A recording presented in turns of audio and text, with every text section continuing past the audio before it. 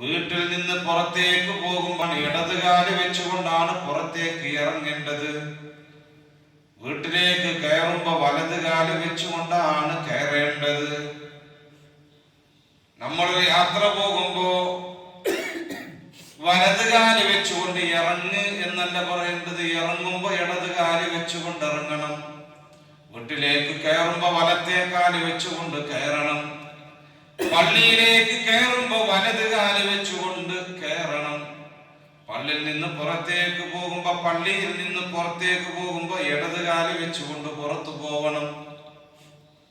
ബാത്റൂമിലേക്ക് കയറുമ്പോ ഇടതുകാല് വെച്ചുകൊണ്ടാണ് കയറേണ്ടത്.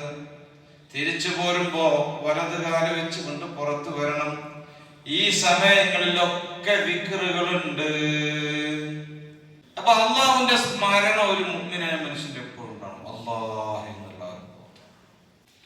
عن أنس رضي الله عنه قال قال رسول الله صلى الله عليه وسلم إذا خرج من بيته നബി തങ്ങൾ വീട്ടിൽ നിന്ന് പുറത്തു പോകുമ്പോ പറയും, ബിസ്മില്ലാഹി തവക്കൽതു അലല്ലാഹ് വലാ ഹൗല വലാ ഖുവത ഇല്ലാ ബില്ലാഹ്.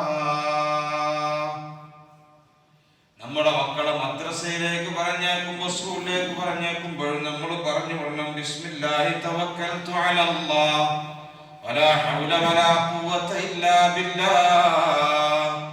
നമ്മൾ യാത്ര പോകാൻ ഉദ്ദേശിക്കുമ്പോൾ നമ്മൾ കൂടെയുള്ളവരോട് പറയണം, ഇത് ചൊല്ലിയിട്ട് ഇറങ്ങണം വീട്ടിൽ നിന്ന്. ബിസ്മില്ലാഹി തവക്കൽതു അലല്ലാഹ് വലാ ഹൗല വലാ ഖുവത ഇല്ലാ ബില്ലാഹ്. അല്ലാഹുവേ, നിന്റെ നാമത്തിൽ യാത്ര തുടങ്ങുന്നു, എല്ലാം നിന്നിൽ ഏൽപ്പിക്കുന്നു.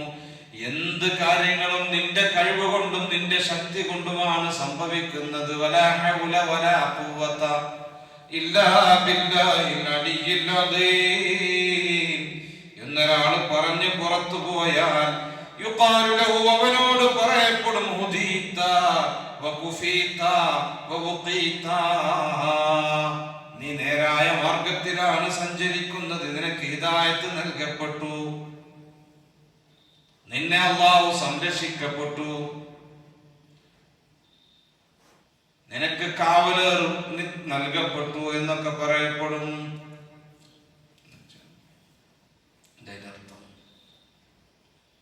അള്ളാഹുവിന്റെ കാവല യാത്രയിൽ ഉണ്ടാവും, സംരക്ഷണം ഉണ്ടാവും. എന്ത് ചൊല്ലണം? ബിസ്മില്ലാഹി തവക്കൽതു അലല്ലാഹ് വലാ ഹൗല വലാ ഖുവത ഇല്ലാ ബില്ലാഹിൽ അലിയ്യിൽ അദീം. നമ്മൾ സുബഹിക്ക് പള്ളിക്കർക്ക് വരുമ്പോ വീട്ടിൽ നിന്ന് ഇറങ്ങുമ്പോ ചൊല്ലണം, ഓട്ടോമാറ്റിക് ആയിട്ട് നമ്മളെ വായിൽ വരണം, ബിസ്മില്ലാഹി തവക്കൽതു അലല്ലാഹ് വലാ ഹൗല വലാ ഖുവത ഇല്ലാ ബില്ലാഹിൽ അലിയ്യിൽ അദീം.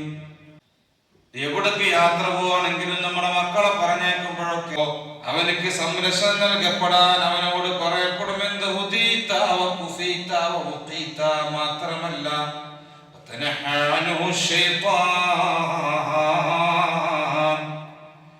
ശപിക്കപ്പെട്ട ഇബ്ലീസ് ലഅനത്തുല്ലാഹി അലൈഹി, ശൈത്താൻ അവനെ തൊട്ട് വിദൂരത്താകും, ഓടി ഒളിക്കും. പ്രത്യേകിച്ച് നമ്മൾ ദീർഘദൂര യാത്രയ്ക്ക് പോകും. അല്ലാഹുവിനെ